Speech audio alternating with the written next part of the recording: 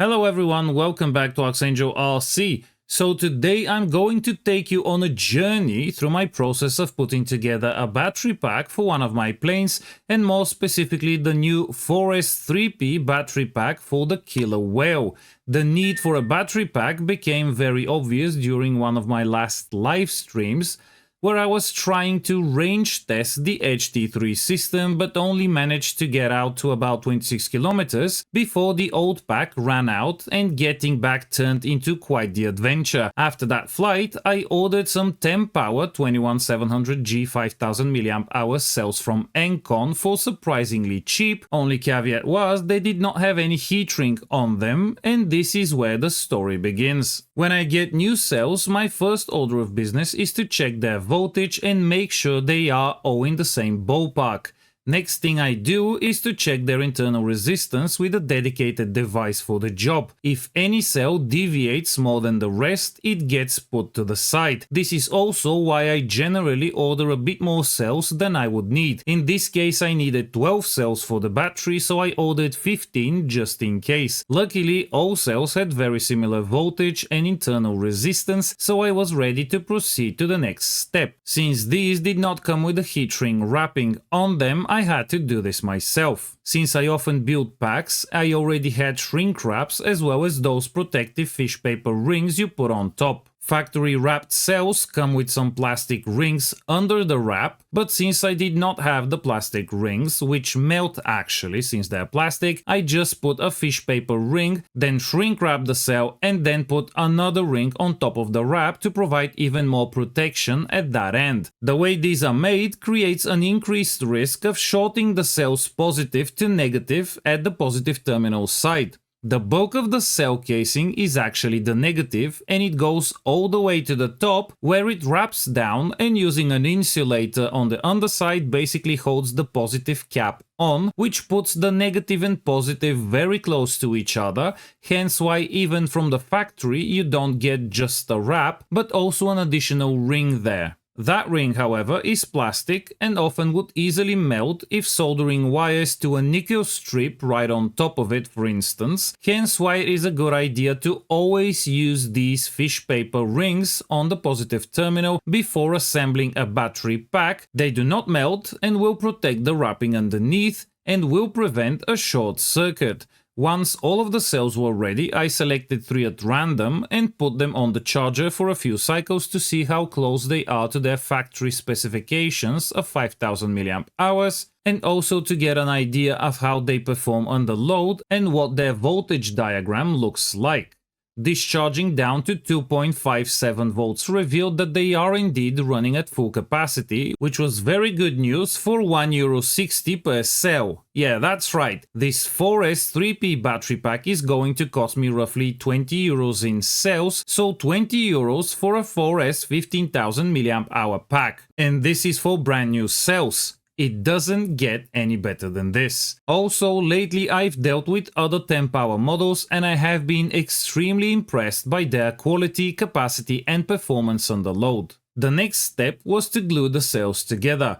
For some reason I did not take any photos of this, so I'll just show you a recreation, but basically I split them in 4 groups of 3, oriented the same way, and glue each 3 to each other. You can use hot glue if you want, it will make quick work of it, but I prefer Henkel Moment Classic.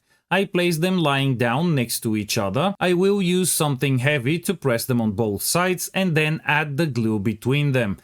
Takes a few hours to dry, I flip them over and glue between them on the other side as well, wait another couple of hours and they are stuck together real nice, and it does not add any notable weight as the glue dries when it sets, which hot glue does not do. Next step was the spot welding. Since I always want the least resistance possible in the pack to reduce losses from resistive heating, and pure nickel is absurdly expensive now and does have high resistance, which makes it perfect for spot welding but not the best option for low resistance pack assembly, I had decided on a nickel copper sandwich with 0.2mm copper plate and 0.1mm pure nickel strip. Like I said, pure nickel is pretty expensive nowadays. I can buy the copper very cheap locally, so I used small nickel squares big enough to fit a few welds rather than a whole strip for the whole row. Nickel plated steel might actually work better for this, but I did not have any at 0.1mm thickness, plus it does tend to rust if not insulated well.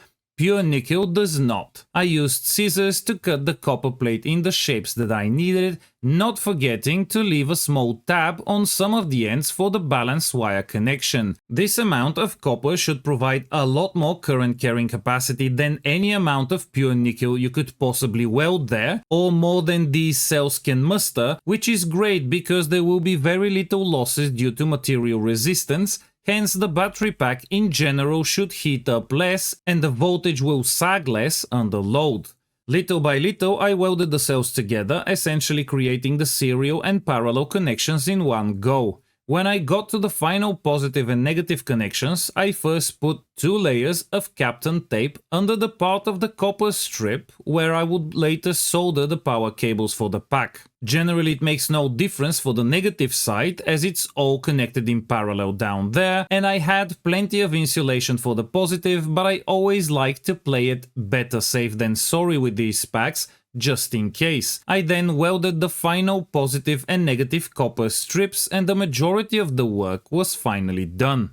Next step involved bending the copper plates and convincing the pack into its final shape, which I needed for best fit in the killer whale. You need to be careful here so as not to damage the welds. For something like this, soldering works so much more reliably, but there is increased chance of heat damaging the cells during the process, and even though I haven't had any issues after years of soldering cells and thousands of soldered cells, I thought I'd give this nickel-copper sandwich a try at last. I then put Kapton tape between the serial cells just in case. Then apply the Henkel glue on top of the bottom ones, fold the battery pack over, put some tape to hold it in place, put some paper tape on top in the middle and weigh it down with a pure iron block for a couple of hours while the glue sets properly. After this, the pack is rock solid, with no notable added weight from the glue. Next step was to put 2 layers of Kapton tape under the balance tabs. I then soldered the balance cable minus the end positive and negative wires, wrapped the whole pack in Kapton tape and proceeded to make and solder the power cables to the positive and negative side respectively. I then finished soldering the balancing cable, then put some more Kapton tape on the top there to insulate everything as well as I could, and to finish it off I put some heat shrink wrapping over the whole pack. Using the hot air gun made quick work of this, just make sure you don't keep it in one place or too close to the wrapping as it can melt it and create a hole. And just like that, the pack was ready and it was looking really good. By all means, hit the comment section below and let me know your thoughts. What followed was a capacity test, of course. I charged the battery pack and set it to discharge at 9 amps with a 25% cutoff current, which means when it drops down to the cutoff voltage, the charger will not cut off the discharge immediately, but would start reducing the current to 25% of that 9 amps, and only then will it cut it off. This resulted in a discharge capacity of 14,484 mAh down to 2.57 volts per cell, which I think is a pretty good result, especially given the price of these cells. I also noticed that even after such a deep discharge, these cells recover very well to a pretty high voltage, which other cells do not do. Eventually, they sprang back up to 2.9 volts per cell, which is impressive. What followed was my live-streamed flight on the 12th of May, which sadly did not result in the distance I was hoping for, but did prove this battery can deliver a lot more flight time than the previous one. The live-streamed flight on the 14th of May, though, did deliver the distance I was looking for, and it did prove this little jewel is quite the amazing performer, managing to bring the plane back from its 35km Edge T3 range test, landing at 2.55 volts per cell. You can find that flight here, so check it out. I will also soon have a summary video of the flight, so make sure you are subscribed and that you have the bell selected so you can get notified when new videos are made public.